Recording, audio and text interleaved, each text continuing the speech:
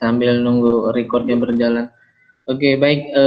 Seperti yang sudah rekan-rekan lihat semua di LMS, jadi ada 3 pembahasan yang akan kita bahas untuk perkuliahan hari ini. Namun sebelumnya perlu saya sampaikan bahwa masuk ke sesi kedua untuk UAS itu nanti kawan-kawan sama kelompok yang kemarin itu akan membuat sebuah publikasi ya atau tulisan, nanti formatnya akan saya berikan. Tuh. Nah, pertanyaannya adalah Pak, ini publikasinya topiknya seperti apa? Topiknya adalah sama seperti tugas sebelum UTS yang telah kalian kerjakan. Kalau yang lalu kan kalian hanya mempresentasikan jurnal yang ditulis oleh orang. Nah, di sesi kedua ini kawan-kawan akan membuat sebuah jurnal. Oke. Topiknya sama dengan apa yang sudah kalian kerjakan sebelumnya.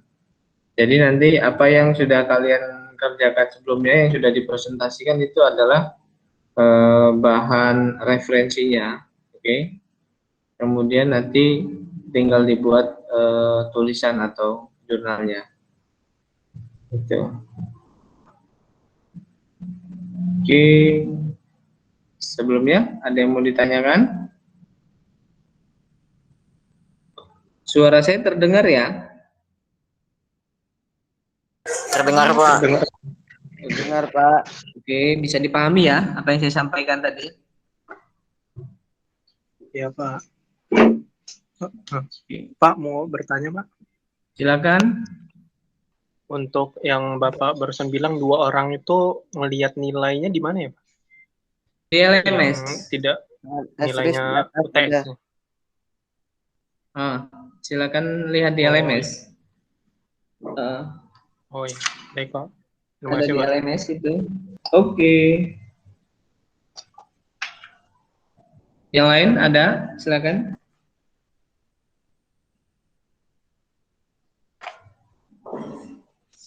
Ada yang mau ditanyakan yang lain sebelum saya masuk ke materi?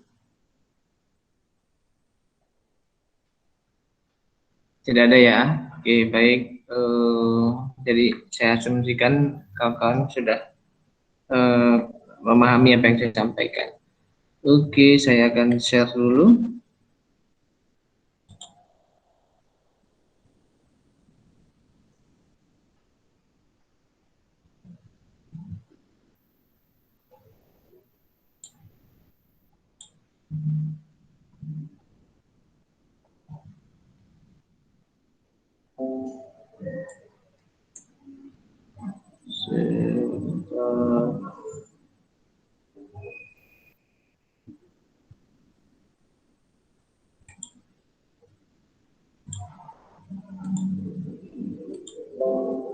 Oke.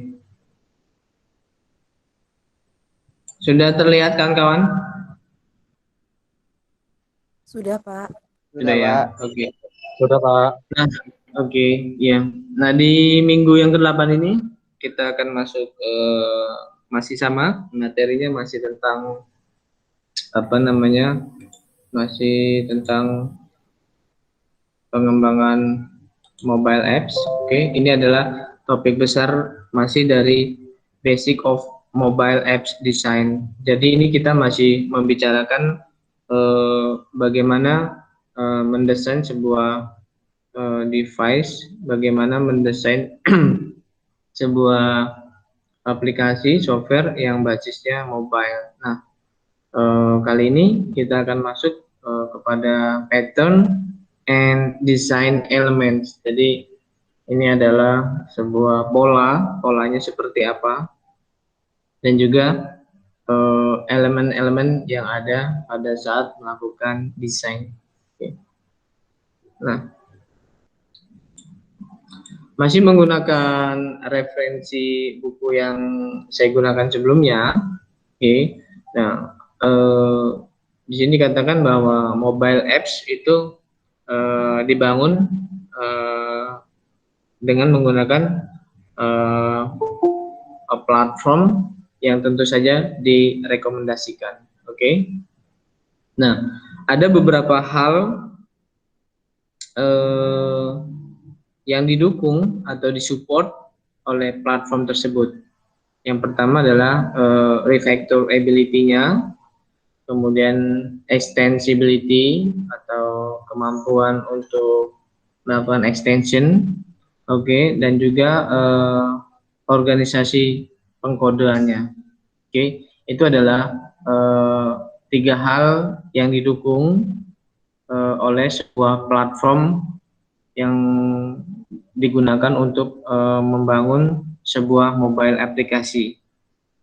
Nah, di bawah ini ada beberapa prinsip-prinsip yang diacu pada saat melakukan pendesainan pattern atau pola. Yang pertama adalah dekorator desain pattern. Jadi di sini disampaikan bahwa kawan-kawan mesti memiliki pola desain dekorator secara ekstensif, ya kan, menggunakan kategoris. Jadi ada beberapa hal yang perlu diperhatikan pada saat melakukan desain pattern, ya. Yang pertama adalah melakukan pengkategorian, oke. Yang kedua adalah melakukan pendelegasian, yang ketiga adalah protokol. Dan dua hal ini sebenarnya sudah disampaikan pada pertemuan sebelumnya, the protokol dan juga pendelegasian. Yang kedua adalah singleton. Oke. Nah, singleton ini apa? Singleton ini adalah sebuah pola singleton ini digunakan untuk menginisiasi sebuah kelas. Oke. Jadi kalau misalkan kawan-kawan ingin membangun sebuah aplikasi, nah singleton biasanya sih orang menggunakan singleton ya untuk mengklasifikasi kelas. Oke. Ini detailnya biasanya ada di pemrograman berorientasi objek. Ini ada istilah singleton. Kemudian ada memento. Ini digunakan untuk state manajemennya. Oke. Kemudian ada comment pattern atau pola komen. Nah, ini yang bekerja pada layer ya. Comment pattern ini bekerjanya pada layer network. Kemudian yang terakhir adalah packet atau kelas abstrak. Nah, biasanya kelas abstrak ini ya kan, ini dipakai untuk utilisasi API. API itu adalah application program interface ya. Jadi jadi gini, banyak software saat ini tuh menggunakan API. Jadi misalkan seperti ini, pada saat kawan-kawan ingin membangun sebuah aplikasi yang membutuhkan contohnya titik lokasi, oke. Menggunakan sebuah titik lokasi untuk menentukan jarak misalkan. Nah, bagaimana Pak? Apakah kita harus membangunnya dari scratch atau dari awal? Tentu saja tidak. Jadi di sini kita bisa menggunakan API. Saya yakin kawan-kawan yang sudah bergelut pada pemrograman pasti sudah sangat familiar dengan istilah API ini ya.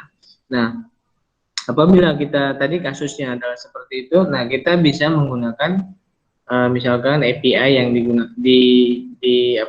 disediakan oleh Google Map API. Nah, itu sangat mudah. Jadi kawan-kawan cukup melakukan komunikasi perangkatnya dengan API yang digunakan oleh Google. Nah, selanjutnya nanti API tersebut akan merespon request dari perangkat kawan-kawan, tergantung requestnya apa. Misalkan ingin merequest sebuah titik A gitu kan, dengan ada identitasnya, alamat dan lain sebagainya, atributnya. Nah, dari situ nanti API yang akan berkomunikasi dengan servernya gitu. Jadi tidak lagi kita membutuhkan server khusus, kita simpan datanya, ya kan, tidak seperti itu. Tapi kita bisa menggunakan API atau application program interface ya. Jadi sebuah dari interface yang menghubungkan dua perangkat yang berbeda seperti itu. Nah, di satu sisi juga mungkin kawan-kawan pernah mendengar istilah web service ya. Itu juga hampir sama, web service itu dengan API. Prinsip kerjanya hampir sama. Jadi itu adalah penghubung dua aplikasi yang berbeda gitu. Jadi kita tidak perlu lagi sebenarnya melakukan pembuatan database ya kan. Cukup database bisa kita ambil dari tempat lain, ya kan. Saya ingin misalkan mengambil database yang ada di yang ada di dinas kependudukan misalkan. Nah, seandainya dari sistem yang ada di dinas kependudukan itu memiliki web service ya, biasanya ini lebih mudah. Artinya kawan-kawan tidak perlu membuat ini database sendiri ya kan, menyimpan data sendiri, tapi cukup menggunakan web service. Oke, nah ini hampir sama dengan API. Silakan, ada yang ini ingin bertanya atau mungkin ada yang ingin menambahkan bagi kalian yang saya yakin yang sudah sering melakukan komunikasi ini sudah sering mendengar istilah ini. Silakan, ada yang mau ditanyakan? Belum, Pak. Belum, oke. Saya lanjut ya. Oke. Nah, oh ya,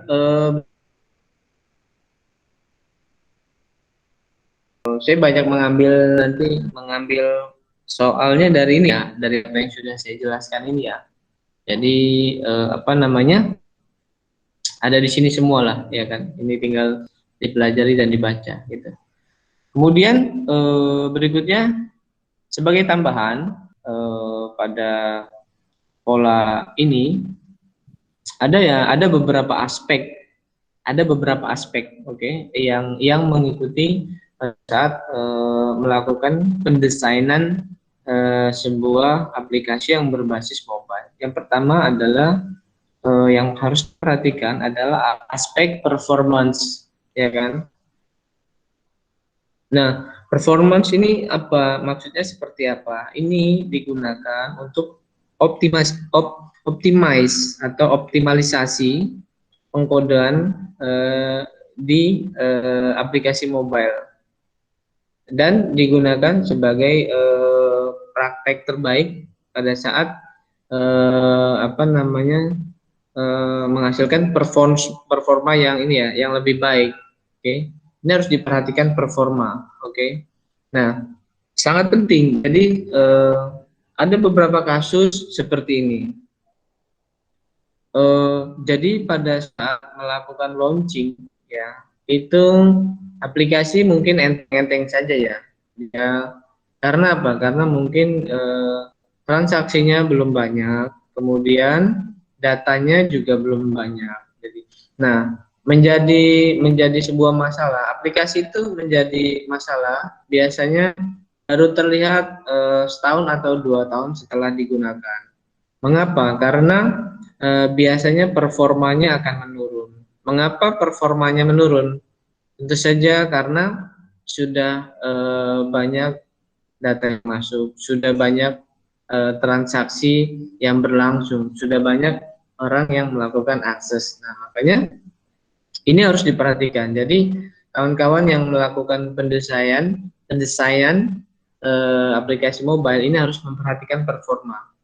Mungkin bayangkan seperti ini, oke ya, mobil yang baru, ya kan,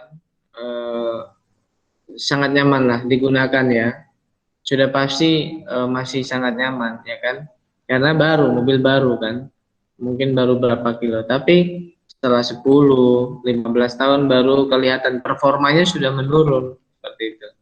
Karena ada beberapa spare part mungkin yang sudah aus, yang sudah tua. Nah, begitu juga dengan aplikasi.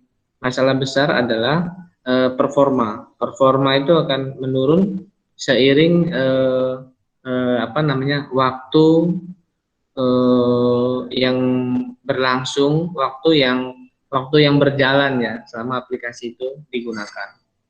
Makanya tidak jarang bahwa setiap aplikasi-aplikasi itu melakukan update ya, makanya ada update, ada versi terbaru gitu kan. Nah misalkan apa namanya, misalkan WhatsApp versi biasanya versi itu di 3 digit ya, misalkan versi 2.1 misalkan di awal gini, versi sebuah aplikasi X misalkan ya kan, versinya 1.0.0. Oke. Setelah berjalan berapa lama dilakukan perubahan, jadi engineer-nya melakukan update. Nah, tergantung update-nya ada di posisi mana. Ketika dia melakukan perubahan besar dari aplikasi itu, ya kan, biasanya yang berubah pada digit pertama. Misalkan versinya berubah seminggu kemudian jadi 2.0.0. Nah, perubahan ini kalau misalkan yang berubah itu di digit awalnya, okay, itu biasanya yang dilakukan perubahan besar biasanya. Tapi ketika yang berubah digitnya itu misalkan digit yang terakhir, ya kan, tadinya 1.0.0, kemudian keluar versi terbaru yang 1.0.1. Nah, biasanya di digit terakhir itu hanya bugs-bugs laporan-laporan dari user biasanya. Itu yang perubahannya seperti itu. Nah, versi seperti itu ya, perubahan versi. Maka tidak jarang bahwa versi itu biasanya akan cepat berubah. 2 minggu, 3 minggu pasti ada versi terbaru. Nah, versi itu tentu saja untuk apa namanya, performa ya, itu untuk supaya performanya lebih stabil seperti itu. Yang kedua adalah keamanan dan juga standar compliance. Nah, ini seperti apa? Nah, ada beberapa hal yang harus diperhatikan pada saat melakukan membangun aspek keamanan. Yang pertama adalah sensitive information. Oke. Jadi kalian harus memperhatikan enkripsi yang digunakan untuk membangun sebuah keamanan di mobile ini. Kemudian yang kedua adalah clearing in memory information. Jadi setiap begini, maksudnya adalah setiap transaksi apapun bentuknya itu ya. Sudah deh, perhatikan di WhatsApp. Di WhatsApp itu kan apapun yang sudah berjalan transaksi itu akan direcord. Oke. Oke, akan direcord. Oke, WhatsApp itu akan direcord. Nah, ini sebaiknya kita apa namanya? Membuat sesuatu yang dapat mengclearing memori tersebut, ya kan? Kalau misalkan memori ini didiamkan lama bertumpuk, maka ini akan mengurangi performa juga, ya kan? Makanya ada clearing cache dan lain sebagainya. Itu tujuannya untuk menghapus memori-memori yang sudah tidak terpakai, seperti itu. Selanjutnya adalah no caching of app data, tidak ada caching, oke? Kemudian ada secure logging, login yang aman. Nah, ini harus diperhatikan, ada 4 ini: sensitive information, kemudian clearing memory, no caching, kemudian ada secure logging. Oke. Detailnya ada di sini semua. Kemudian apalagi aspek yang harus diperhatikan pada saat melakukan pendesainan adalah usability. Oke. kegunaan yang berkelanjutan. Oke. Nah, ini seperti apa? Ini mengikuti guide atau aturan atau eh, guidelines ya, interface manusia. Kemudian standardized look and feel, navigasi HCI standar. Nah, ini sebenarnya lebih ke arah perilaku konsumen, usability. Kemudahan-kemudahan yang akan didapatkan konsumen user pada saat menggunakan aplikasi tersebut. Nah, ini masuk ke dalam pattern aspek consider. Jadi pada saat melakukan pendesain ini harus masuk juga usability. Seperti apa? Bagaimana user nantinya navigasi di dalam aplikasi tersebut, ya kan? Apakah malah mempersulit, ya kan? Atau malah mempermudah, bagaimana tampilannya dan lain sebagainya, itu masuk ke dalam usability. Kemudian yang berikutnya adalah maintainability. Jadi kemudahan pada saat melakukan perawatan. Mengikuti modular approach. Nah, ini biasanya maintainability ini lebih ke arah biasanya mobile engineer-nya. Nah, semakin mudah seorang mobile engineer melakukan perawatan sebuah aplikasi, tentu saja ini akan mempermudah, akan cepat dalam menangani isu-isu yang hubungannya dengan performa. Kalau misalkan maintenance-nya aja sulit, ya kan, dan lain sebagainya, ini akan memperlambat menghasilkan performa yang baik, ya kan. Bayangkan kalau misalkan kalian bekerja seorang mobile engineer, bekerjanya dengan berkelompok, ya kan, yang satu ngurusin front end, yang satu ngurusin back end. Nah, masing-masing punya tugas dan tanggung jawab tertentu, tetapi kalau misalkan isunya kan berbeda-beda ya, pasti setiap tim itu punya isu yang berbeda-beda. Nah, semestinya setiap tim itu harus memiliki bagaimana cara melakukan maintainability atau perawatan terhadap aplikasi ini semudah mungkin. Tujuannya apa? Jangan sampai kalian seperti ini membuat aplikasi tapi coba dong bayangkan gini aja deh, nggak usah aplikasi ya. Kalau misalkan di rumah pakai vendor internet, taruhlah yang paling banyak komplain misalkan IndiHome lah ya, misalkan ini. Bayangkan kalau misalkan perbaikannya lama, ya kan, pasti banyak user yang mengeluh, ya kan, sudah pasti banyak komplain itu. Nah, begitu juga dengan aplikasi, diusahakan seminimal mungkin lah kesukaran-kesukaran yang dihadapi oleh mobile engineer. Nah, ini hubungannya dengan maintainability, perawatan. Kemudian berikutnya adalah kualitas kode. Nah, ini tergantung dari masing-masing pengalaman dari mobile engineer-nya. Semakin tinggi jam terbang seorang mobile engineer, tentu saja dia bisa melakukan atau membangun atau meng-create script-script yang tentu saja berkualitas. Banyak bahasa pemrograman, ya kan, tergantung sih mau natif mau hybrid atau apa, ya kan. Ini kalau ini balik lagi kepada programmernya ya, kualitas kode. Kemudian yang terakhir adalah compatibility. Dan ini juga sama, tergantung dari platformnya tadi. Tergantung dari platform, tools, ya kan, yang digunakan pada saat melakukan pengembangan desain aplikasi mobile. Nah, ini adalah ada 6 yang harus dilakukan pada saat melakukan pendesain pola-pola mobile application. Yang pertama adalah performa, yang kedua adalah security dan standar compliance, kemudian yang ketiga usability, kemudian maintainability, kelima adalah kualitas kode, dan terakhir adalah compatibility. Oke, silakan. Saya absen dulu bentar. Silakan kalau ada yang mau ditambahkan, kawan-kawan.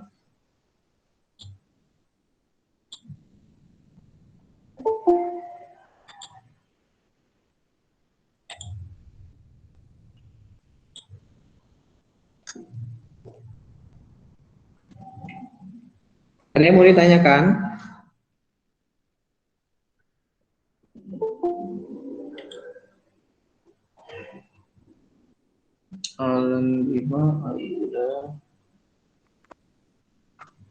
Silakan kawan-kawan, ada yang mau ditanyakan?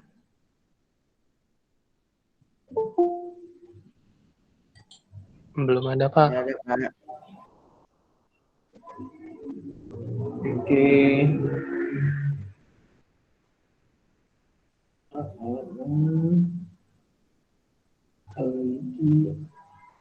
Saya sambil ngabsen bentar.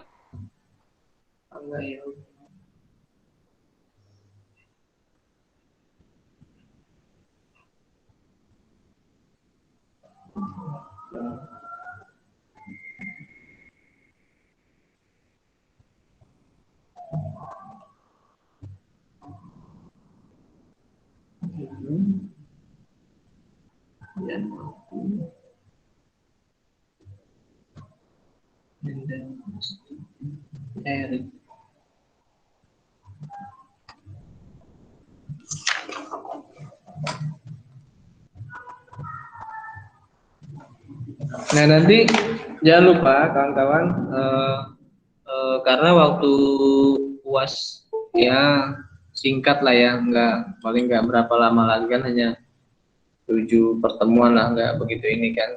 Eh, nanti begini sistemnya, untuk tugas besar sebelum UAS adalah itu nanti kawan-kawan harus melakukan ini ya, harus melakukan bimbingan ya, dan itu sebaiknya harus ketemu nanti karena membuat jurnal itu.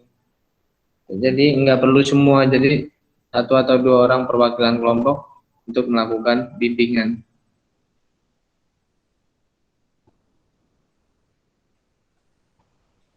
Pak, Oke, izin bertanya, Pak.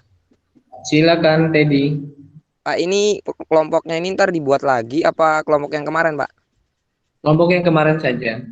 Oh, ini berarti kita yang buat jadwal ngatur waktu buat ketemu bimbingan sama bapaknya ya? Betul, ya. Jadi Perwak nanti buat perwakilan bisa 1 orang dari masing-masing kelompok apa semua, Pak? boleh perwakilan 1 atau 2 orang ya. 2 orang sih, sebaiknya 2 orang gitu kan. Iya, Pak. Iya, Pak. Terima kasih, Pak. Iya. Yang Pak mau lain nanya Pak, boleh. Fahmi, gimana Fahmi? kalau buat ketemunya tuh udah mulai bisa dari kapan Pak? Boleh. Nanti setelah ini nanti di grup saya akan kirimkan template-nya. Oke. Nah, nanti gini, nanti kan di situ ada beberapa hal yang harus dikerjakan dulu ya, kayak misalkan membuat latar belakang dulu. Nah, latar belakang ini harus ini dulu, di apa namanya, dilakukan bimbingan dulu sesuai atau tidak gitu. Jadi nanti revisinya jangan semuanya dibuat dulu, baru semuanya direvisi, tidak seperti itu. Jadi nanti perbagian. Itu boleh dimulai setelah ini, nggak masalah. Nanti setelah ini saya kirimkan template-nya. Baik Pak, makasih. Oke, Fahmi. Silakan yang lain.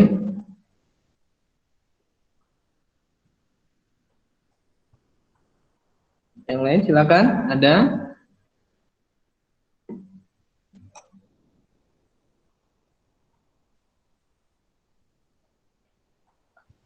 Pak, Pak, ingin bertanya, Pak. Boleh, Oh, Aristama. loncat. duluan. Gak apa. Oh, ya. Ini Pak, apa namanya? Kurang belum terlalu paham untuk materi penentuan jurnal itu kita yang nyari sendiri atau dari jurnal sebelumnya atau Bapak yang nentuin ya? Oke, jadi gini, nanti materi referensi adalah dari jurnal yang telah kawan-kawan presentasikan sebelum UTS kemarin ya, seperti itu. Jadi referensinya adalah apa yang sudah kawan-kawan presentasikan sebelumnya, itu. Tinggal nanti ditambah saja. Oke, nanti untuk penambahan bertahap, ya kan. Jadi kalau misalkan kalian dapat 3 jurnal atau berapa kemarin tuh, nah itu dijadikan referensinya. Nah penulisannya juga sama, jadi yang menggunakan referensi itu tadi. Gitu. Jadi intinya sih belajar menulis ya, belajar menulis gitu. Baik, Pak, terima kasih Cukup, Pak. oke, cukup jelas ya. Jelas, Pak. Oke. Jelas, Pak.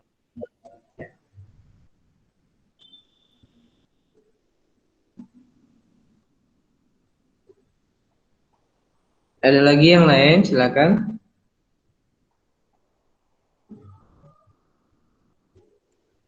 Pak, izin bertanya, Pak.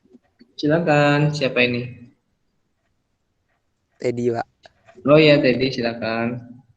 Kan ini kan kita suruh buat jurnal kan buat tugas besar sebelum UAS itu, Pak. Betul. Ini kita cuma hanya membuat jurnal apa juga akan suruh presentasi juga, Pak. Jadi kita harus membuat PPT segala macam ntar.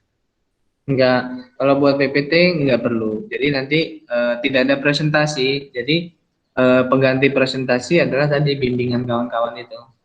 Oh, berarti presentasi itu digantikan dengan bimbingan kita buat ngerjain jurnal tuh, Pak ya? Betul. Hmm. Jadi Ya, Pak. tidak ada presentasi. Oke. Oh ya, Pak, mau ini Pak ngasih tahu aja, Pak. Oh iya, gimana? Kalau Gimana? kalau ke saya teman-teman di grup itu, Pak, ada yang belum masuk, Pak, katanya. Oh, sorry.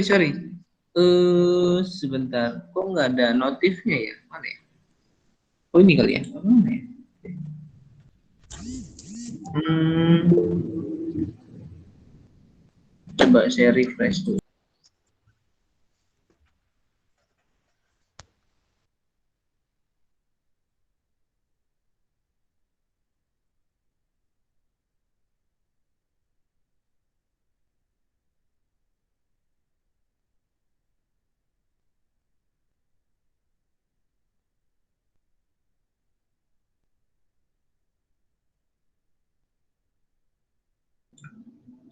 Em, ada yang belum masuk ya? Halo, suara saya terdengar? Terdengar, Pak. Dengar Pak. Pak, ada Aku Pak. Terdengar, Pak. Masuk. Benar, Pak. ya. Ada yang belum masuk ya? Di sini saya nggak ada Iya, Pak. notifnya sih. Loh, tadi dia orang masuk itu ditunda, Pak, tunggu persetujuan dari Bapak. Oh iya? Oh sebentar. Nggak ada, nggak ada notif ya ini. Oh nggak ada. Sama ada yang nyasar ke server lain, Pak. Iya biasanya ada notifnya gitu kan. Oke. Saya sambil absen.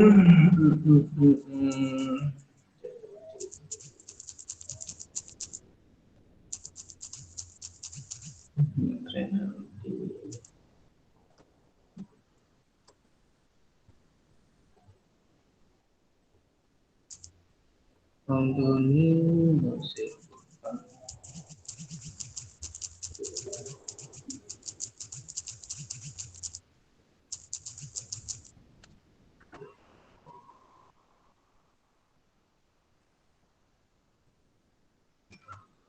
Oke, kita lanjut lagi.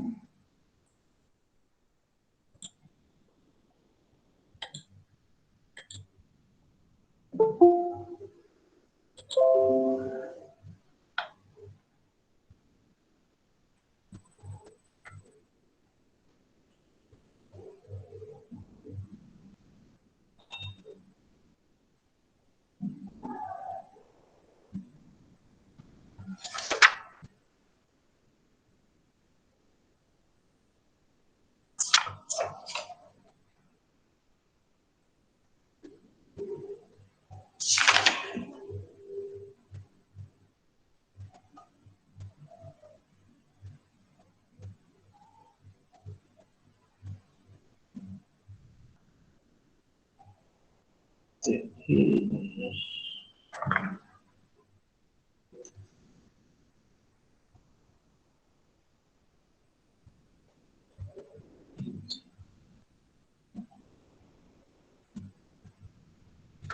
saya lanjut ya.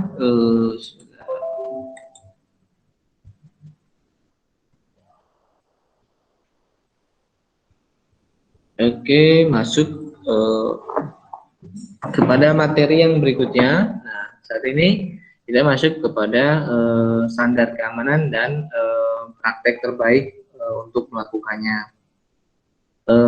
Oke, di sini pada buku ini dikatakan bahwa selama nanti kawan-kawan melakukan pendesainer sebuah aplikasi, yang paling penting adalah selalu melakukan evaluasi untuk apa namanya, untuk menghasilkan pengukuran keamanan dalam mitigasi resiko dari keamanan. Nah, penting sekali keamanan atau standar keamanan itu masuk faktor yang paling penting pada saat melakukan pendesain sebuah mobile aplikasi.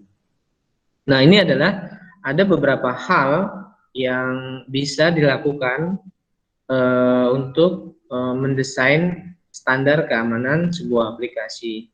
Yang pertama adalah security assessment. Jadi melakukan apa namanya, assessment atau penilaian keamanan. Nah, ini dikatakan ini selalu direkomendasikan untuk melakukan assessment atau penilaian perangkat mobile. Jadi jangan pernah bosan untuk melakukan assessment atau penilaian terhadap aplikasi yang sudah dibangun. Jadi bagaimana caranya? Biasanya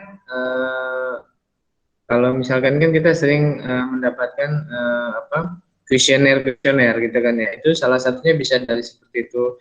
Yang kedua juga biasanya user itu bisa melakukan kontak, ya kan, melakukan komplain dan lain sebagainya, ya kan. Itu bisa. Masukan-masukan seperti itu bisa dijadikan assessment atau penilaian. Nah, karena apa? Karena keamanan ini yaitu tadi bagian terpenting, ya kan, pada saat membangun, pada saat melakukan pendesain sebuah aplikasi. Oke. Yang pertama adalah lakukan assessment atau penilaian terhadap keamanan. Oke, dan ini sangat direkomendasikan assessment. Yang kedua adalah security policies. Oke, jaminan keamanan. Ini harus menjamin. Jadi jangan sampai membangun sebuah aplikasi tapi tidak ada jaminan keamanannya. Ini sangat beresiko. Mengapa hal ini sangat beresiko? Yang pertama adalah karena tentu saja semua perangkat mobile itu harus harus dilindungi dengan sebuah paspor. Ini sudah kewajibannya. Tidak hanya perangkat mobile, semua aplikasi yang butuh akses, semua aplikasi yang dilakukan yang transaksinya untuk melakukan sebuah akses, sudah pasti ini adalah membutuhkan jaminan keamanan, ya kan. Nah, pada saat hal penting yang perlu diperhatikan adalah pada saat melakukan pemilihan platform, ya kan. Ada banyak platform yang mensupport keamanan secara otomatis. Ada juga yang harus membangun sendiri. Nah, ini penting bagi seorang desainer untuk melakukan pendesain terhadap keamanan, karena ini bagian terpenting juga. Berikutnya adalah application. Semua kunci-kunci aplikasi seperti aplikasi perbankan. Oke, ini sudah pasti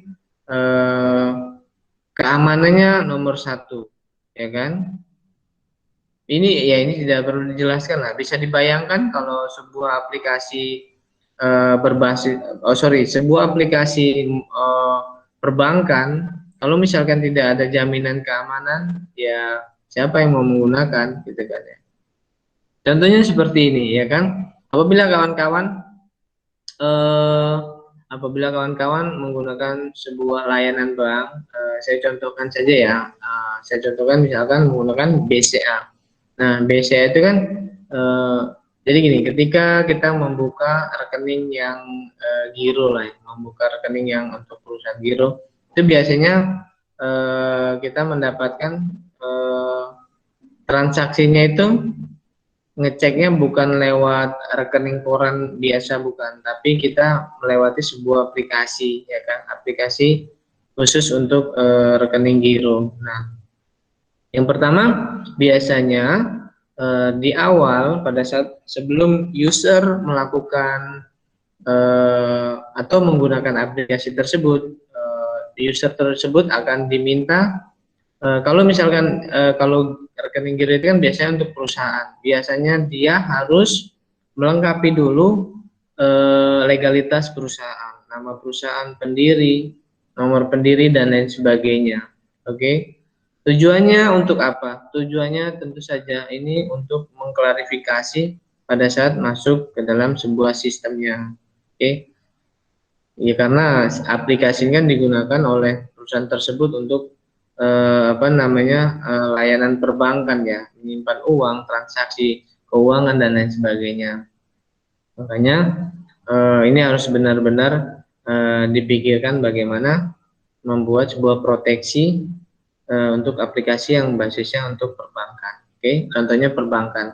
Hal-hal yang kaitannya dengan transaksi keuangan lah biasanya proteksinya lebih ini. Kemudian bisa menggunakan gini, mungkin pernah lihat token itu ya, apa namanya, pin token itu ya.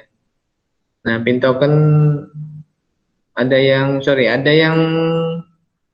punya atau ada yang sudah pernah menggunakan atau mungkin pernah tahu pin token itu? Ada ya?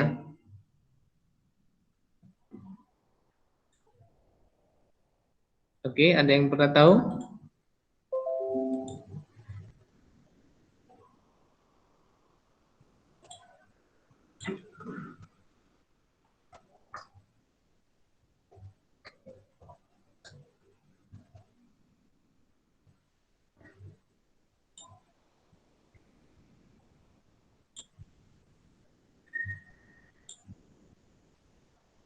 Oke, sebentar. Kira-kira seperti ini gambarnya. Pasti saya yakin udah pada tahu ya.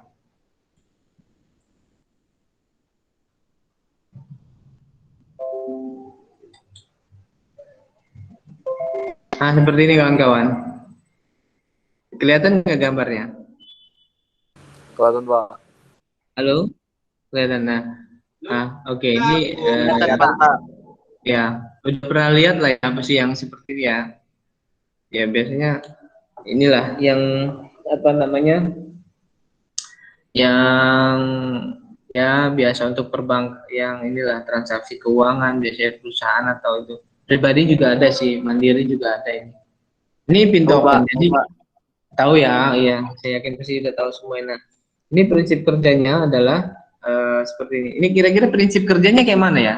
Ada yang bisa ceritain kira-kira? Gimana kira-kira?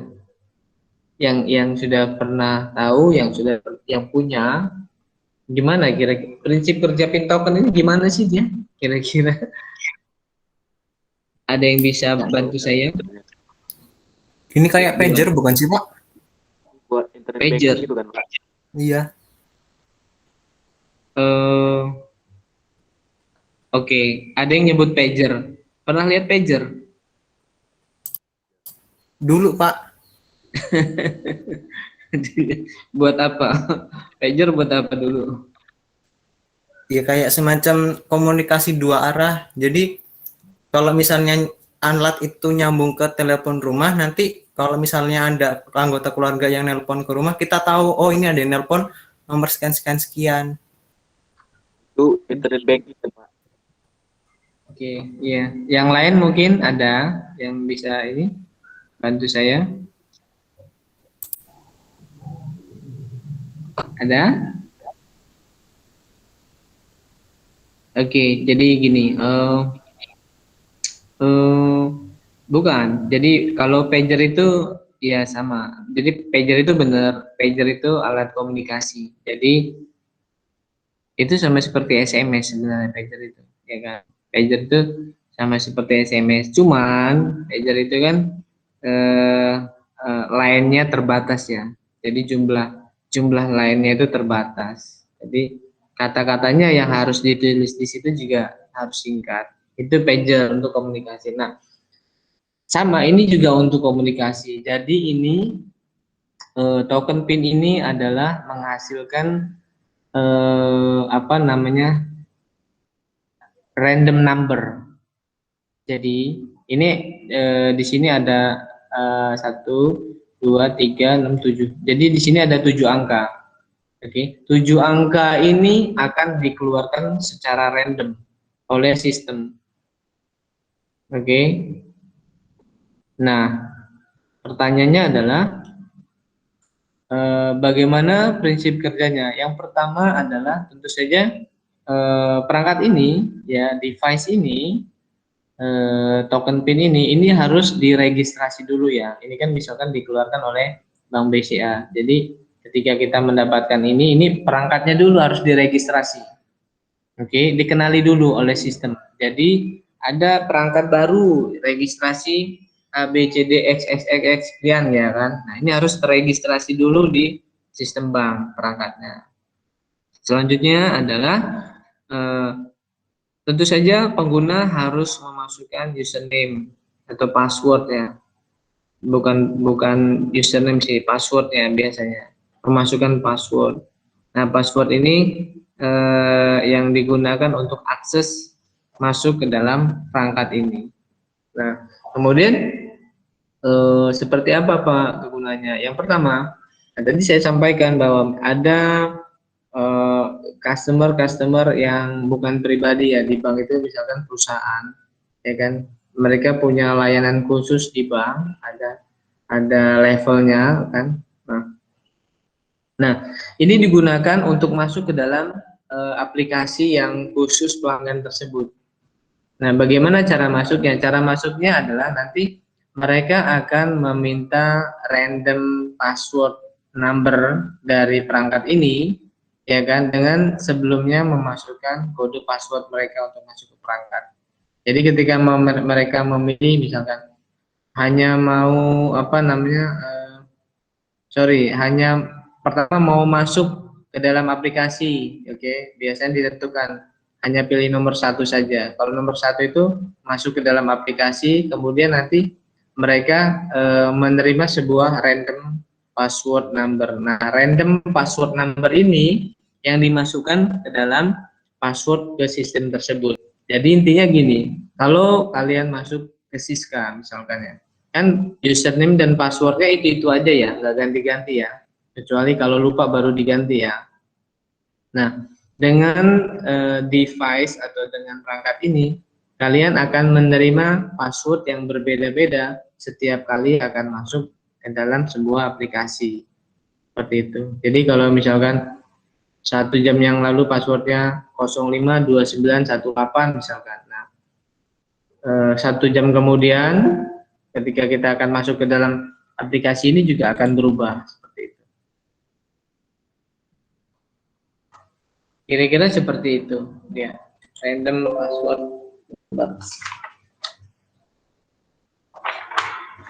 Nah, ini adalah ini yang digunakan oleh perbankan untuk salah satunya untuk memproteksi aplikasinya ya. Jadi tidak sembarangan orang bisa masuk ke aplikasi tersebut. Di sini biasanya kalau angka 2 itu untuk melakukan transfer, gitu kan.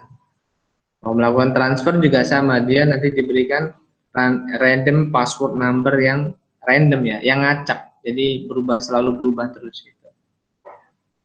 Oke, ini adalah salah satu desain ya kan. Salah satu desain. Oh, saya nanti membuat sebuah aplikasi perbankan yang akan menggunakan token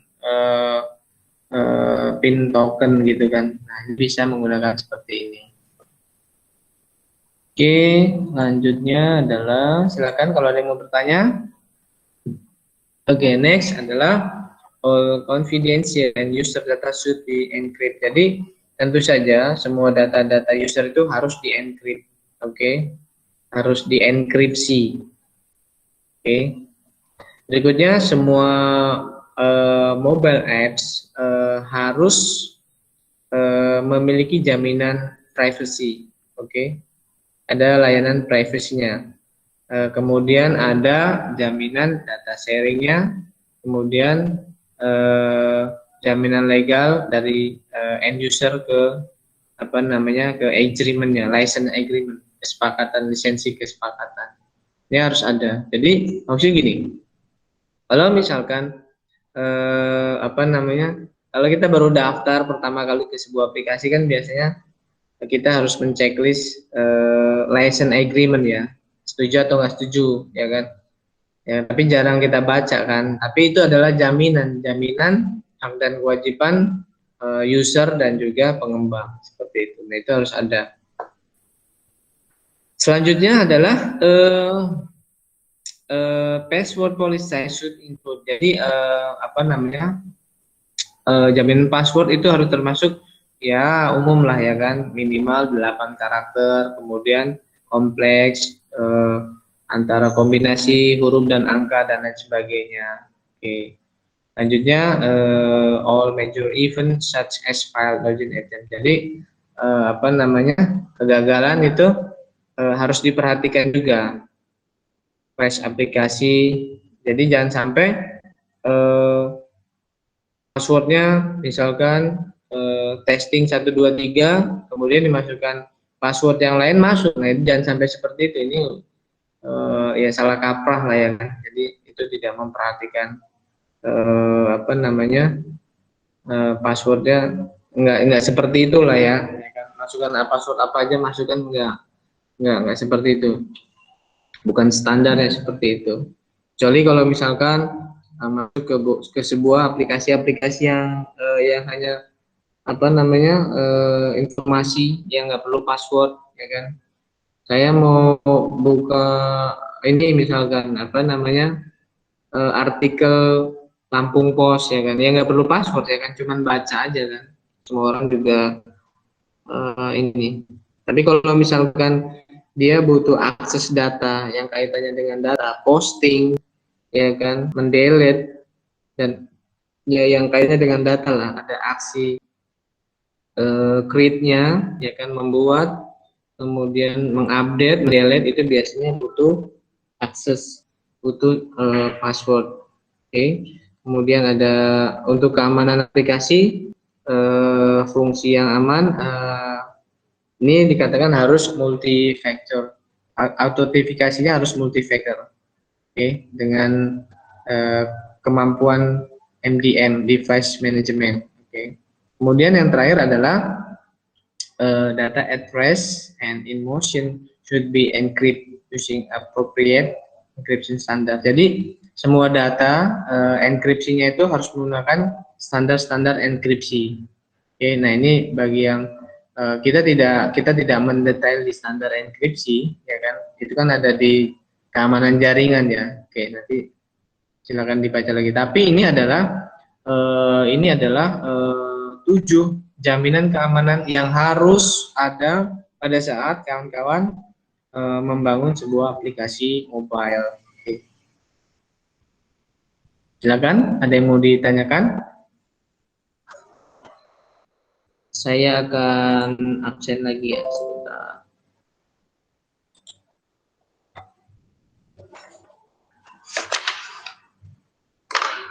Bagi yang belum masuk ke LMS, silakan dilihat ya. Semua nilai sudah saya masukkan ke dalam LMS. Gitu. Jadi kalau ada yang nilainya belum keluar atau ini, silakan dilihat saja.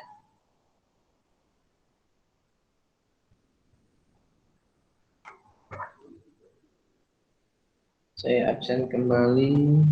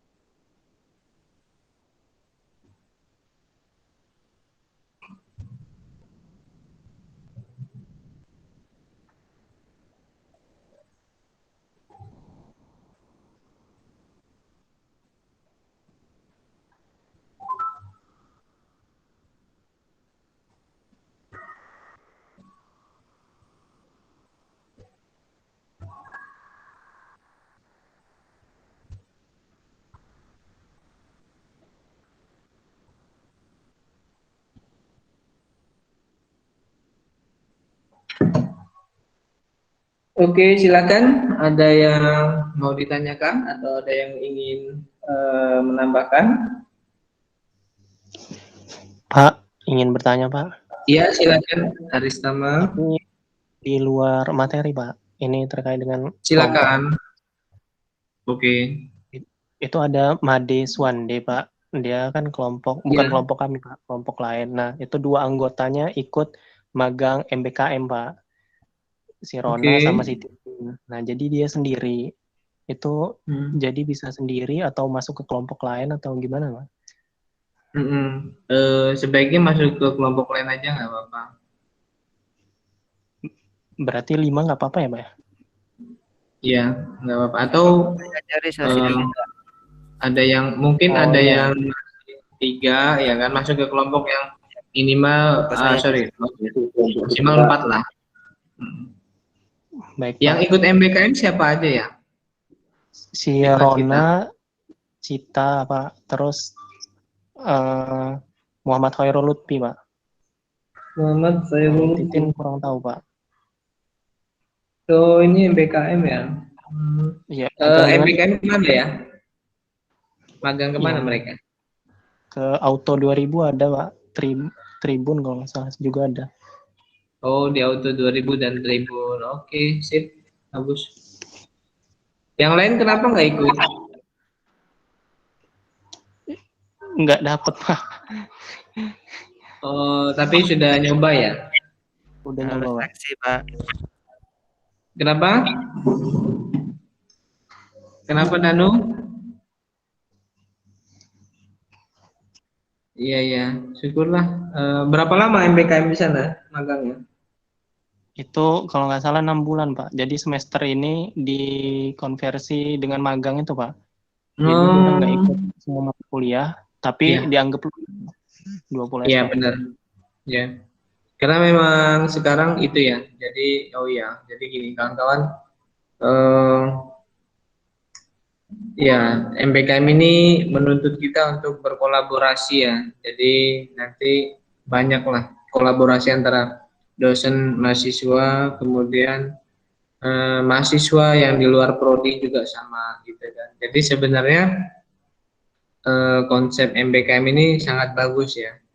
Kalian itu akan tapi ya butuh effort yang besar sebenarnya ya kan. Tapi nggak masalah lah, kita coba melakukan akselerasi saja dengan konsep MBKM. Jadi kawan-kawan nanti di situ banyak langsung terjun ke magang industri, ya kan. Kemudian nanti ke masyarakat, gitu kan. Nah ini ya mungkin negara inilah akan pendidikan akan lebih ke arah bahwa nyata gitu kan. Bukan hanya sekedar lulus punya skripsi dalam bentuk masih tulisan nggak seperti itu, tapi memang kawan-kawan tahu bahwa nanti pada saat masuk ke dunia industri ya kan itu dengan kultur yang berbeda gitu kan. Makanya kalau misalkan dari sekarang sudah sering berkolaborasi ya kan, tidak hanya misalkan tidak hanya anak TI saja, tapi dengan kawan-kawan dari prodi lain juga gitu kan. Sering mengerjakan proyek bareng. Saya lebih senang sih seperti itu. Kalau bisa sih kawan-kawan sering melakukan proyek bareng, kolaborasi dengan prodi-prodi lain gitu kan. Bayangkan nanti kalau seandainya kawan-kawan sudah lulus ya kan, kemudian masuk ke dalam sebuah industri kan, itu multicultural ya, jadi multi gitu loh. Jadi nggak mungkin lah di organisasi itu anak TI semua kan, ya, dengan latar belakang yang berbeda. Seandainya selama kuliah sudah dibiasakan seperti itu, jadi nggak akan nggak akan kaget gitu loh. Menerima, oh pimpinan saya latar belakangnya orang manajemen atau orang akuntansi, nggak masalah gitu kan, karena kita udah biasa gitu kan berkolaborasi selama kuliah dengan kawan-kawan manajemen gitu kan. Jadi seperti itu. Oh iya, bayangkan kayak ini loh kan, saya sering sampaikan sih sebenarnya, sudah pernah nonton film Startup belum? Sudah, Pak. Ya, Pak. Nah, ya kan. Jadi bisa kebayang ya, maksud saya gini. Jadi nggak mungkin ya kan, kalian bayangkan ya kan, di sebuah tim gitu kan, itu kan multi ya kan, ada apalagi startup kan ya kan, organisasi yang mau berkembang, sebuah perusahaan rintisan, di situ ada anak programmernya, ada yang anak desainnya, ada yang enggak sekolah juga kan, tapi maksudnya itu iya satu tim gitu kan. Anak TI jadi CEO nggak bisa ya kan, butuh anak manajemen ya kan, mau ngedesain nggak bisa, butuh anak desain. Nah ini kalau misalkan dari awal sudah berkolaborasi itu akan sangat baik gitu, punya tujuan yang mau dicapai gitu kan. Umumnya sih anak TI itu di dapur aja sih, di belakang biasanya ya kan, biasanya sih umumnya sih seperti itu gitu kan ya, bukan anak TI yang terima komplain maju ke sama user, nggak seperti itu gitu. Kalau ya kira-kira itulah contoh gambaran kalau sudah pernah nonton film Startup gitu kan ya, itu bagus lah, jadi banyak inspirasi yang bisa kita pelajari. Kenyataan kok seperti itu. Oke, silakan, ada lagi yang mau bertanya? Oh iya, setiap Senin saya mengadakan ini ya, apa namanya, study club. Jadi kalau ada yang mau berminat dengan Python bisa bergabung study club hari Senin itu bareng anak-anak Hima dari jam 4 sampai jam 6. Silakan, itu free. Jadi kalian benar-benar itu ada di study club. Jadi nanti belajar bareng di situ. Yang pertama saya share di situ untuk bahasa pemrograman Python. Jadi kalau ada yang berminat, misalkan silakan datang saja hari Senin, ya kan, gabung sama-sama di situ. Oke, silakan. Ada yang mau ditanyakan sebelum saya lanjut? Oh ya, Lutfi.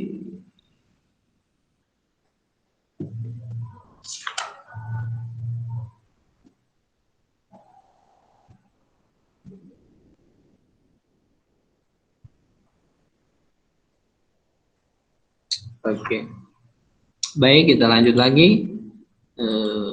Berikutnya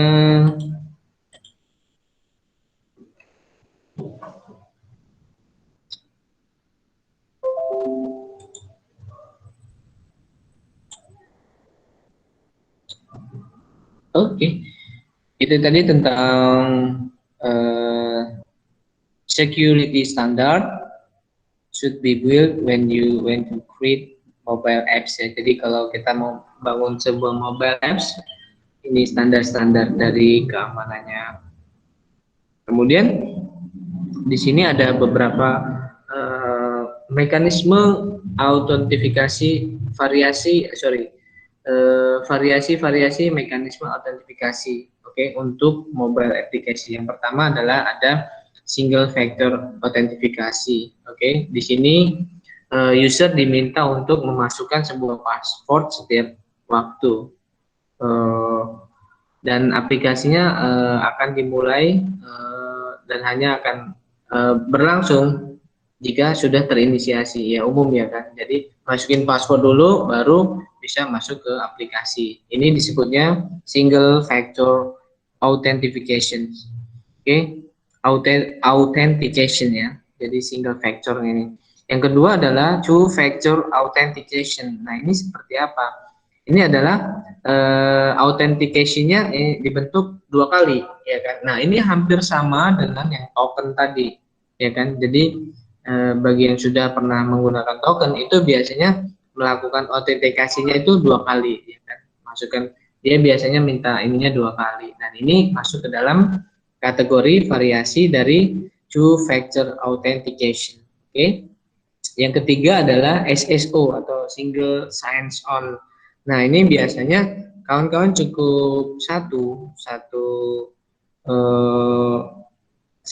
username password, tapi bisa kemana-mana ini ya. Mobile app is integrated with enterprise SSO.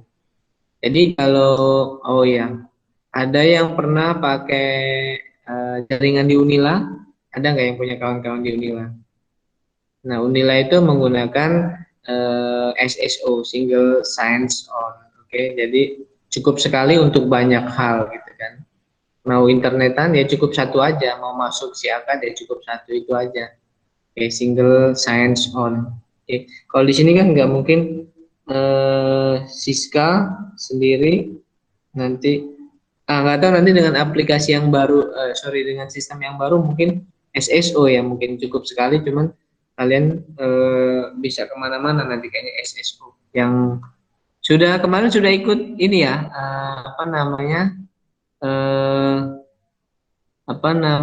pengenalan sistem yang baru sudah ikut nggak angkatan kalian? Sudah, Pak. Sudah ya. Nah, mudah-mudahan aja itu SSO, single sign-on. Jadi cukup sekali memasukkan username password dan bisa terintegrasi kemana-mana itu. Oke. Kemudian yang terakhir adalah others modes of authentication. Nah, ini yang sama seperti ya gini. Maksudnya adalah gini. Kadang pernah ya kita kalau mau masuk ke gini, kita mau masuk ke YouTube ya kan, ininya username password Google atau Facebook ya kan, atau Twitter gitu kan. Bisa lihat seperti itu. Nah, itu disebutnya other modes of authentication. Jadi itu biasanya sih untuk aplikasi yang sudah pasti ini ya, yang terintegrasi, misalkan punya sama-sama di bawah payungnya Google ya kan. Masuk ke YouTube, ininya pakai username, bisa pakai email ya kan. Misal kita punya email YouTube gitu kan, bisa masuk lewat Facebook gitu kan, bisa juga lewat Twitter dan lain sebagainya. Itu inilah ya, seringlah seperti itu ya. Pasti saya yakin sudah paham semuanya. Oke, ini ada beberapa variasi dari mekanisme authentication. Yang pertama, variasi mekanisme authentication ya, pengenalan, autentikasi.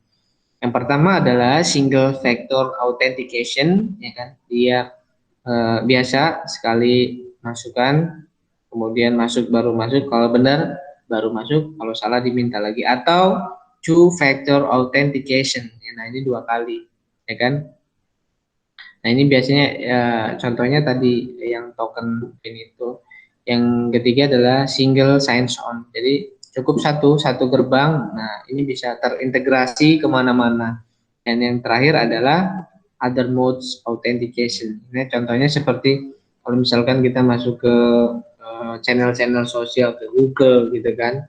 Kalau mau masuk ke YouTube cukup login lewat Google, bisa ke Facebook atau lewat Facebook dan lain sebagainya. Kira-kira seperti itu.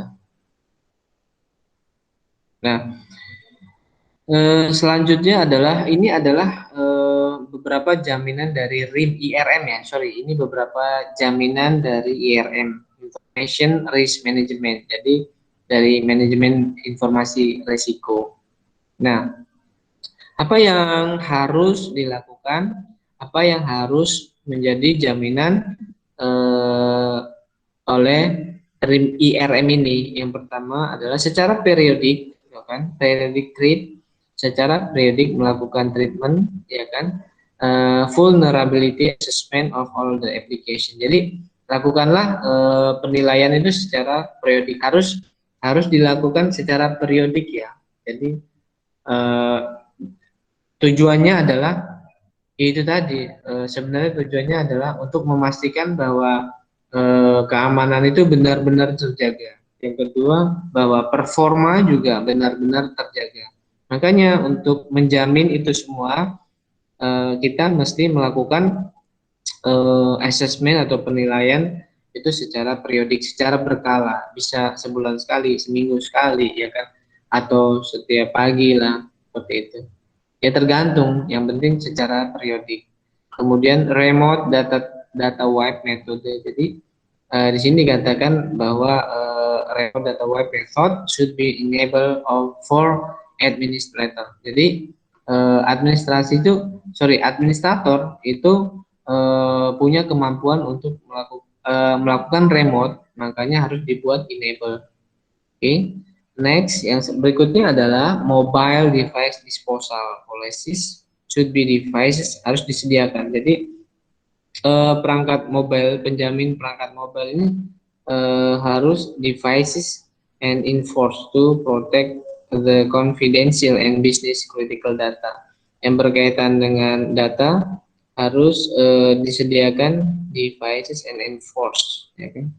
Menjamin untuk perlindungan secara konfidensial kaitannya dengan data ini. Kemudian berikutnya virus dan malware scan should be carried out secara periodik, sudah pasti ya. Jadi melakukan scanning untuk virus dan malware, melakukan filterisasi dan scanner. Filterisasi dan scanner ini mesti diinstal untuk mencegah, to prevent vulnerabilities seperti phishing, ya kan, penipuan-penipuan yang kaitannya dengan data, phishing, data leak, ya kan, cross-site scripting dan lain sebagainya. Ini harus dilakukan filtering dan juga scanning, ya kan. Screen locking policies should be enforced. Jadi harus di screen locking, penguncian screen harus ada jaminannya. Kemudian restrict dan lain sebagainya. Dan ini adalah jaminan-jaminan yang harus teraplikasi pada IRM. Oke, ini ada 7. Nanti silakan dibaca lagi ya, ini jaminannya. Oke. Selanjutnya, sebentar saya absen lagi, saya belum masuk. Oh, jadi Rona itu masuk MBKM ya, dia ikut MBKM ya, Rona ya? Iya Pak, sama Muhammad Khairul Lutfi. Sama Muhammad Khairul Lutfi. Yang Astitin kurang tahu. Endang Astitin. Iya.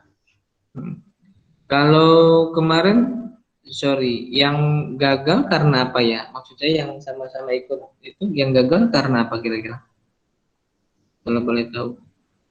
Nggak datang ke sana Pak, nggak datang ke tempat lagi di luar kota. Oh gitu, bukan gagal administrasi atau ada tesnya, bukan gagal tes gitu, bukan ya? Bukan Pak. Oke. Gimana Fahmi? Ada yang mau disampaikan?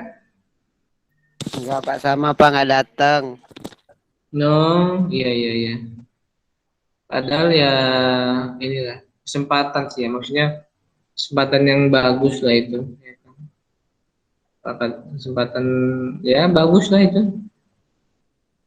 Dapat koneksi, dapat ilmu juga lah, bagus lah itu. Jadi di MBKM ini dosen dan mahasiswa itu punya banyak kesempatan untuk ini ya, berkreativitas lah seperti itu. Nggak cuman mengajar, nggak cuman ini, tapi banyak lah kesempatannya itu. Begitu. Lutfi. M Zaki Abdillah ada? M Zaki Abdillah? Tidak ada ya. Rizky tidak ada. Endang Estitin ada? Sorry. Endang Astitin ada? Enggak ada.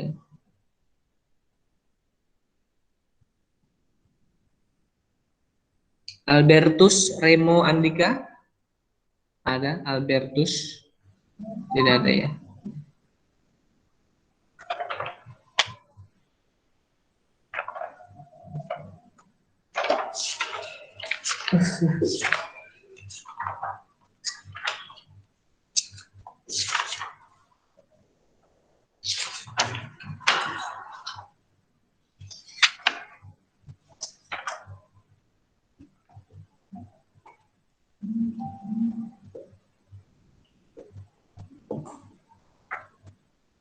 Silakan kawan-kawan, ada yang mau ditanyakan?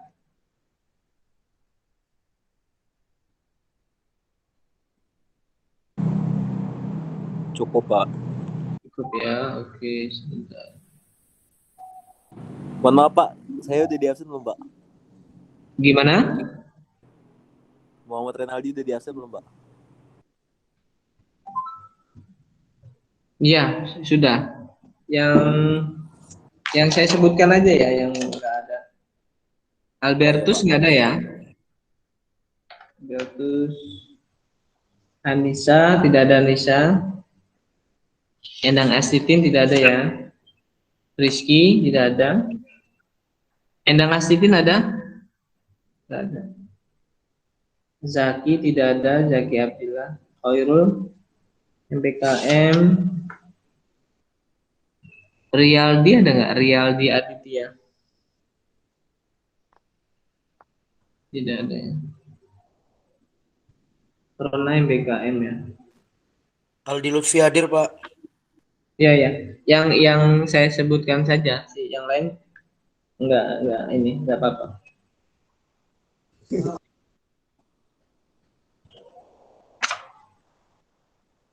Ini nanti di LMS masih absen lagi nggak, Pak? Enggak, kalau absen kan dari saya. Oh iya, Pak. Nggak bisa, kawan-kawan absennya otomatis dari saya. Wendy, nggak ada Wendy. Wendy nggak ada ya? Oke, yang saya sebutkan saja namanya tadi ya. Yang lainnya nggak ini. Nggak perlu, ini sudah absen. Oke, kita lanjut lagi. Pak mau bertanya, Pak. Oh ya, silakan. Oke. Pak, Jadi kan silakan. saya kan ngecek di LMS, Pak. Lihat apa namanya kalkulasi presensi itu, Pak. Oke. Itu kan yang dulu yang perkata Bapak yang masuk di Zoom itu, Pak. Kan absennya lewat Zoom, nggak lewat LMS. Oke. Itu kok di LMS kosong, Pak ya? Di LMS kosong. Iya, Pak. Oke. Kalau di LMS kosong mungkin belum saya checklist sih. Tapi saya kan punya ini, saya punya data hardnya. Jadi biasanya nanti saya masukkan datanya. Enggak pada saat kemarin mungkin saya masukkan gitu. Tapi saya punya data hardnya ya. Nanti kan saya. Jadi nanti berarti intinya ntar di akhir itu nggak ngikutin rekap di situ kan, rekap dari Bapak sendiri kan ya, Pak ya?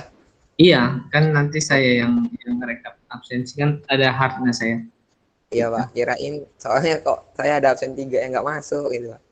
Enggak, saya ada hardnya kan nanti. Oh ya, Pak. Nanti, Makasih, Pak ya. Oke, siap. Silakan yang lain. Wildan, ada yang mau disampaikan?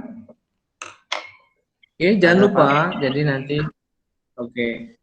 Jadi nanti tugas akhir kawan-kawan adalah membuat sebuah publikasi atau jurnal Tidak ada, Pak. referensinya menggunakan apa yang sudah kawan-kawan presentasikan sebelumnya. Nah, Pak, bagaimana ininya template-nya? Nah, template-nya nanti akan saya sampaikan, akan saya berikan lewat grup ya, atau grup atau LMS, nanti silakan dicek saja. Sering-sering dicek LMS-nya gitu. Oke, selanjutnya kita sampai jam berapa ya?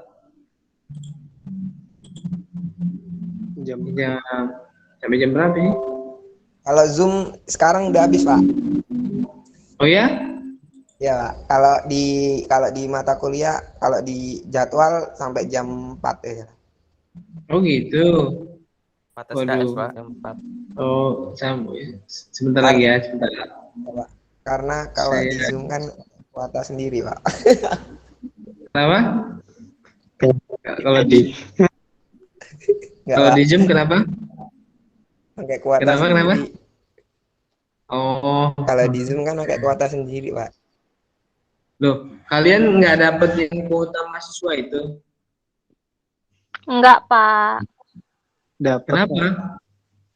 Masa nggak dapet? Enggak tahu. Bulan ini belum, Pak. Enggak dapat. Oh, Bulan ini belum, Pak. Mungkin bulan ini belum. Iya. Pak, bulan ini belum dapat, Pak. Iya. Ya udahlah, sabar aja. Namanya kehidupan begitulah, biasa. Iya. Alhamdulillah, Pak, udah sabar banget, Pak. Oke, sekarang masuk ke platform keamanan untuk mobile, ya kan? Jadi sama di sini juga disampaikan bahwa berikut ini adalah praktek-praktek yang mungkin bisa dilakukan untuk melakukan keamanan pada platform mobile. Yang pertama adalah di situ disebutkan ada data transmission security, jadi keamanan transmisi data. Oke. Sediakan koneksi yang aman untuk end-to-end mobile communication. Jadi pastikan bahwa komunikasi end-to-end dari aplikasi ke user itu bisa berjalan dengan secure ya, dengan aman, dengan nyaman. Nah, ini masuk dalam kategori data transmission security. Jadi kalau ada pertanyaan apa yang harus Anda lakukan untuk melakukan keamanan yang sifatnya koneksi end-to-end, jawabnya adalah kita mesti melakukan menyediakan sebuah keamanan data transmisi. Oke. Yang kedua adalah operational data security. Keamanan operasional data, minimize exposure of data across all endpoint. Jadi seminimal mungkin crossing data itu harus dilakukan seminimal mungkin. Apalagi kalau mobile ya, nggak ini sih, nggak disarankan untuk untuk kombinasi data-data besar itu sebenarnya tidak disarankan. Yang ketiga adalah communication channel security, keamanan komunikasi channel. Jadi antar channel juga harus diperhatikan keamanannya. Sediakan komunikasi yang aman, komunikasi channel yang aman untuk pengiriman data-data penting, transmitting confidential data. Oke. Jadi yang kaitannya dengan pengiriman data-data penting, apa yang harus dilakukan? Yang harus dilakukan adalah buat keamanan channel komunikasi channel. Ini harus diperhatikan. Kemudian ada application security, keamanan aplikasi. Provide role-based access, sediakan akses aturan-aturan dasar ya untuk semua fungsi, to all functionality, untuk semua fungsi dan data, dan sediakan akses hanya untuk, jadi gini maksudnya adalah pisahkan antara akses fungsi dan juga untuk autorisasi, ya kan? Ini harus memiliki aturan-aturan sendiri. Oke, do not mix both of it. Jadi jangan dicampur. Jadi mesti dipisahkan antara apa namanya, fungsional dan juga autorisasi. Ini harus dibedakan. Ini ya di sini di buku ini dijelaskan seperti itu. Oke. Berikutnya adalah on device data security. Jadi keamanan data pada perangkat. Encrypt data that reside. Jadi enkripsi data yang reside on the device for native and hybrid apps. Yang mereside perangkat untuk native dan juga hybrid. Oh, ini maksudnya ini. Jadi ada keamanan data yang tentu saja data yang ada pada device ya. Data yang ada pada device itu kan biasanya personal identity ya, maksudnya kontak number, kemudian apa yang data-data yang on device itu, ya kan? Nah ini juga harus disediakan ininya, enkripsinya. Kemudian ada encryption standar enkripsi. Nah ini disarankan menggunakan SHA-2, ya kan? Apa itu? Secure Hash Algorithm. Nah ini yang menjadi standar. Gunanya untuk apa? Gunanya untuk melakukan enkripsi informasi-informasi yang sensitif, ya kan? Ini untuk SHA ini apa? Untuk apa? Untuk data keuangan sih kalau nggak salah SHA ini. Ini disarankan menggunakan SHA.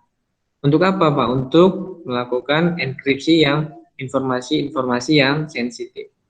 Oke. Kemudian selanjutnya adalah nah, semua aplikasi mobile itu harus menggunakan filter, oke? Menggunakan filter, kemudian validasi dan mekanisme keamanan yang lain. Untuk apa? Untuk reliability berikut ini. Jadi untuk berikut ini, yang pertama adalah input. Kalau tadi disampaikan, kalau misalkan ada input yang invalid, ya kan? Nah ini jangan sampai menjadi isu ya. Masukin password yang salah bisa masuk, masukin username yang nggak benar masuk, nggak masukin username password bisa masuk, ya kan? Nah ini harus bisa memfilter, ya kan? Tujuannya untuk mekanisme ini, untuk input yang invalid, ya kan? Broken access control, ya kan, dan lain sebagainya. Ini kan ada XSS, ada buffer dan lain sebagainya.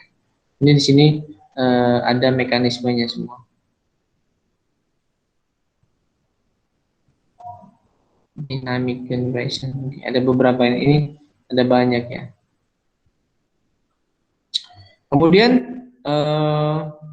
berikutnya adalah gunakan layar transport yang aman seperti SSL, ya kan, untuk secure data transmission.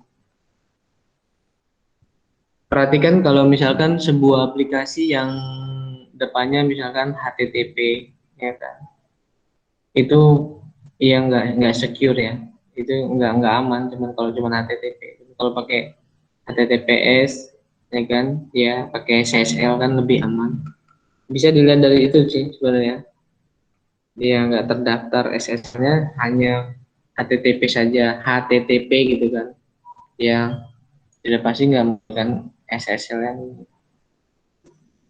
SSL atau HTTPS. Oke. Kelihatan kan nanti aplikasinya itu, kalau cuman HTTP aja ya udah kelihatan aplikasi yang apps should not log any sensitive data. Jadi tidak mengunci data-data yang sensitif. Nah, di sini ada diberitahukan the following practice may be followed for source code security. Jadi bisa dicoba dengan seperti ini, regular security review of code. Ya, biasanya secara reguler tuh kode-kode itu akan direview ya, dilihat ulang, ya kan? Dilihat ulang. Kemudian secure access control source code repository.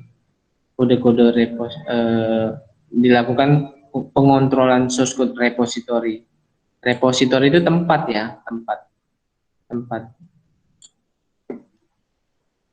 Oke, masuk pada bahasan yang terakhir. Di sini ada mobile app testing.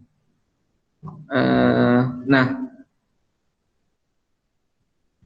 mengapa testing itu penting? Mengapa melakukan pengetesan sebuah aplikasi mobile itu penting? Ini untuk meyakinkan bahwa kualitas dari mobile aplikasinya itu adalah berjalan dengan baik. Nah, ada beberapa skenario yang bisa dilakukan oleh kita untuk memastikan bahwa aplikasi mobile itu berjalan dengan baik. Nah, bagaimana caranya? Tentu saja kita harus melakukan testing. Nah, pertanyaannya adalah apa saja Pak yang harus dilakukan untuk memastikan bahwa performa dari mobile apps yang kita buat ini sudah sesuai atau sudah baik performanya, ya kan? Yang pertama adalah ada beberapa kategori untuk melakukan testing. Yang pertama adalah bisa melakukan testing UI interface, user interface testing. Nah, ini seperti apa? Di sini dijelaskan in UI testing category.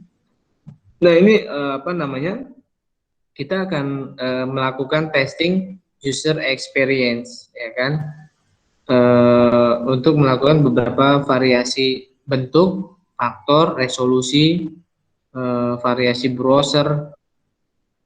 Nah, ini umumnya atau normalnya yang termasuk dalam testing ini adalah tampilan, kemudian feel, ya kan, fontnya, kemudian color, kemudian kontrolnya, touch control, pitch control, kemudian ada ease of use, kemudahan menggunakan, ease of use, kemudian control feature, fitur-fiturnya, zoom in, zoom out, dan lain sebagainya. Oke, ini adalah yang kaitannya dengan user interface.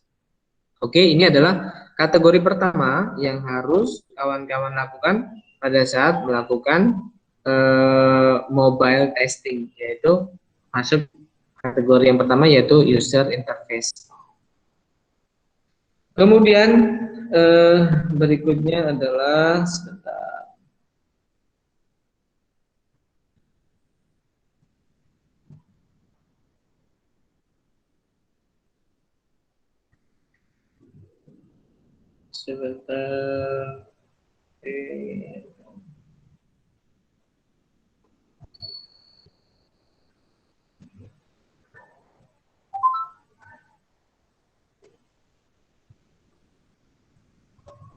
Oke, next yang berikutnya adalah unit testing.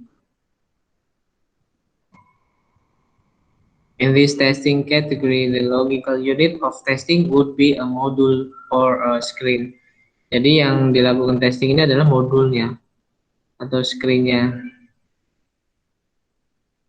Di sini yang dilakukan testing adalah screen feature, navigasinya, kemudian alirannya, flows-nya, kemudian business rule atau as part of it. Oke, ini untuk unit testing. Jadi yang di testing unitnya ya.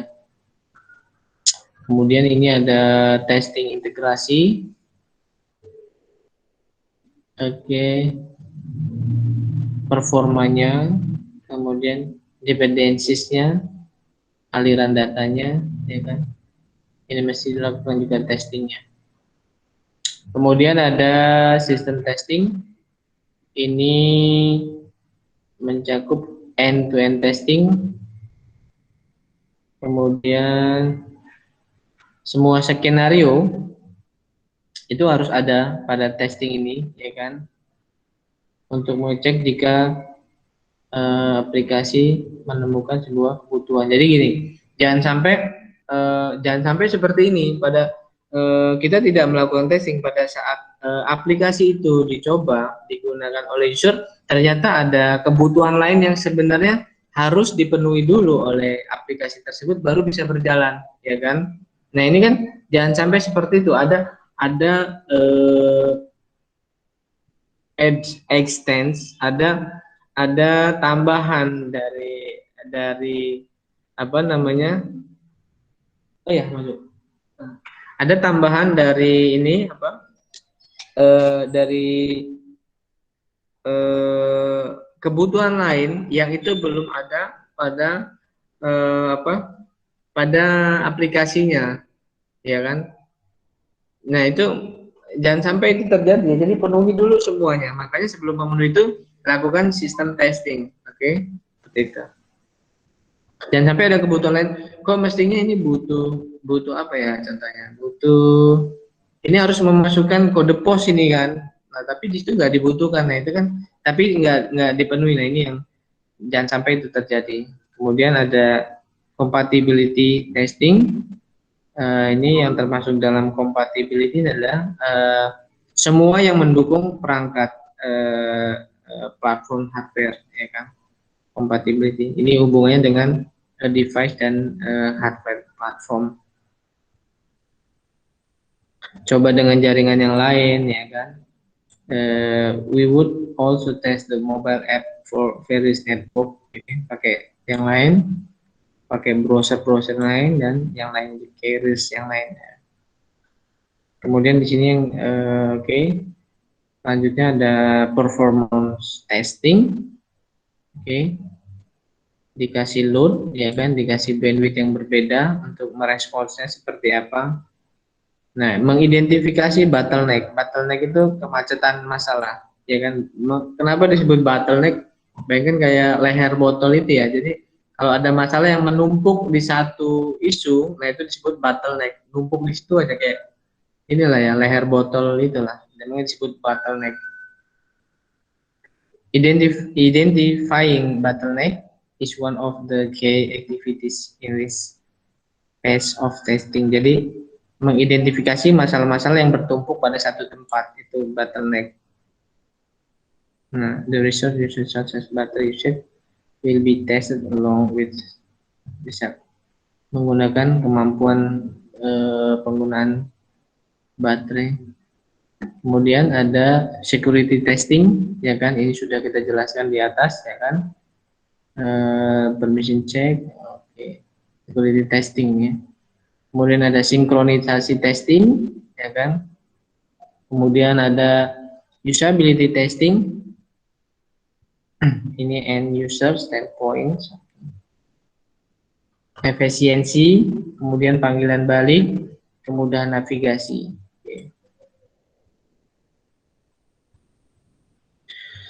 Oke, ini yang paling terakhir. Oke, sebagai tambahan apa yang sudah saya jelaskan di atas, bahwa kita butuh sebuah konduk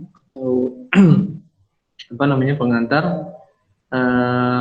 yang bisa sebagai dasar dari apa yang sudah saya jelaskan di atas. Yang pertama adalah installation testing to test the ease of installation on various platform. Jadi melakukan instalasi testing itu untuk mengetes kemudahan instalasi platformnya.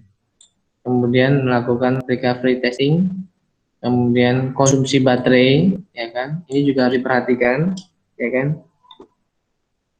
Semakin banyak data yang dilempar, semakin banyak data yang apa namanya transaksi data, biasanya itu menghabiskan konsumsi daya, ya.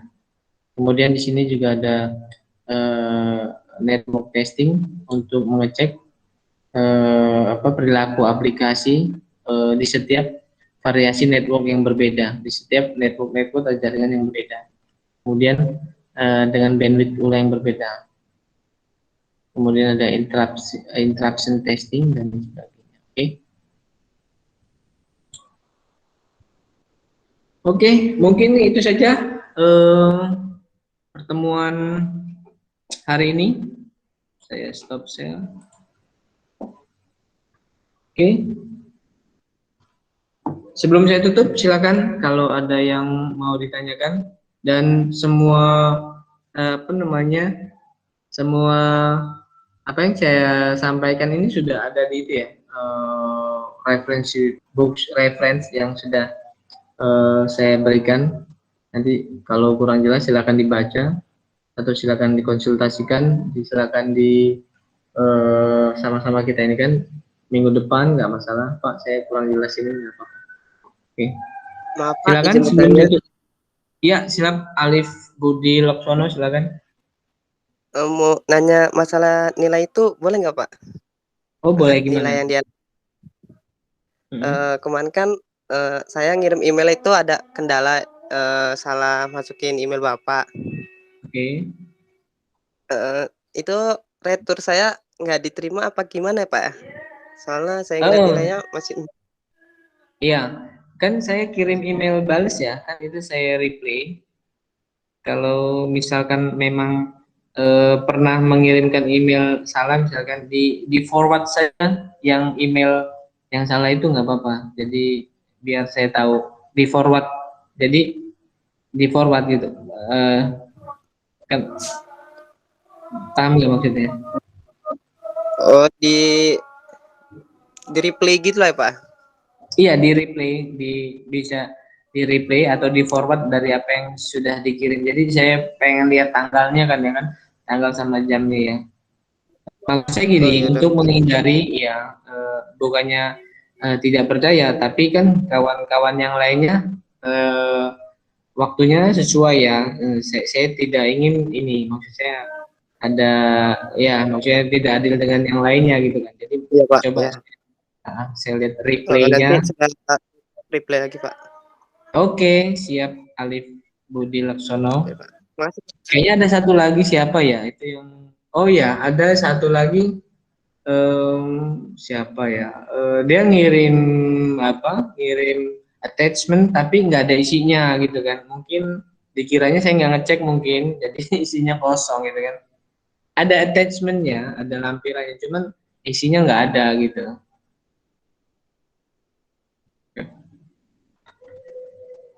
Oke, silakan yang lain. Ada yang mau ditanyakan? Cukup ya? Halo? Cukup, Pak. Oke, jadi oke. Terima kasih atas kehadirannya siang hari ini sampai sore ini ya kan.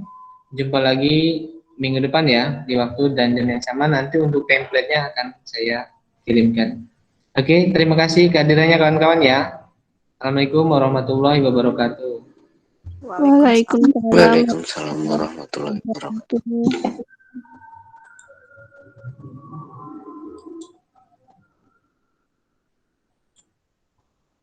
warahmatullahi